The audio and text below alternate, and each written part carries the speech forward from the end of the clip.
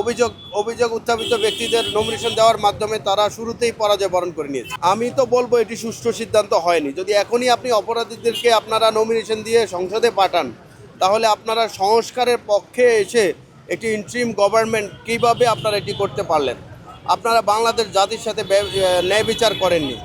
যদি একটি দল যদি 50 জনের মতো ঋণ খেলাপিকে তাদের প্রার্থী বানায়, তাহলে তারা ভবিষ্যতে নির্বাচনের বৈতরণী যদি কোনোভাবে পার হয়ে যায়, তখন তারা কি করবে? আমার একদম সাধারণ মানুষ হিসাবে আমরা বুঝতে পারি যে এটা ভালো ফলাফল না, এবং এটি সরকার ভালো করেনি। আমি এখনও দাবি করব এই সকল ঋণ খেলাপিদেরকে। আপনি একটা বিষয় জানেন, ঋণ খেলাপিদের টাকা কিন্তু সমস্ত দেশের উপরে চলে যায়, কারণ বাংলাদেশ ব্যাংক কোনো না কোনোভাবে এই টাকার ক্ষতিপূরণ দিতে দেয়, এবং এই টাকাটা আমাদের সবার মাধ্যমে যায়। অতএব বিএনপি যে প্রায় 5,500 কোটি টাকা ঋণ থেরাপি নিয়ে করছে, আমার মনে হয় যে বিএনপি শুরুতেই তারা যে সততা রাজনীতির যে বিষয়টি ছিল, তারা সেটি সঠিকভাবে মেনে চলেনি। এবং তাদের দলের যে গোয়েন্দা, তাদের অভ্যন্তরীণ যে গোয়েন্দা, তারা কি রিপোর্ট দিয়েছে তাদেরকে, বা রিপোর্ট দেওয়ার পরে তারা এইভাবে ঋণ খেলাপিদের মনোনয়ন দিয়েছেন।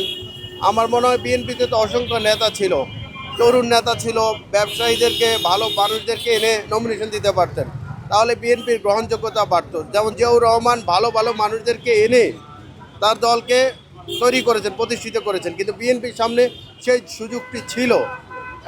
150 জনের মতো ভালো প্রার্থীকে, ভালো দেশের গণ্যমান্য ব্যক্তিকে, রাজনীতির বাইরে থাকা মানুষদেরকে এনেও তারা যদি নমিনেশন দিত, আমার মনে হয় বিএনপি একটি শক্ত অবস্থানে এই নির্বাচনে থাকতো। কিন্তু তারা বর্তমানে ঋণ খেলাপি বিভিন্ন রকম অভিযোগ উত্থাপিত ব্যক্তিদের নমিনেশন দেওয়ার মাধ্যমে তারা শুরুতেই পরাজয় বরণ করে নিয়েছে। আসলে এই দেশের যতগুলা জরিপ হচ্ছে, বিশেষ করে অনলাইন জরিপগুলো দেখেন আপনারা, ম্যাক্সিমামগুলোতে জামায়াত ইসলামী দক্ষ এবং সঠিক ব্যক্তিকে এবং নমিনেশন দিছে। কিন্তু জোট বলতে কি 7-8টা আসন তারা দিয়েছে, সেখানে তাদের বিদ্রোহী প্রার্থী রয়েছে। আমি মনে করি বিএনপিতে কোনো জোট নেই, বিএনপি একক নির্বাচন করতেছে।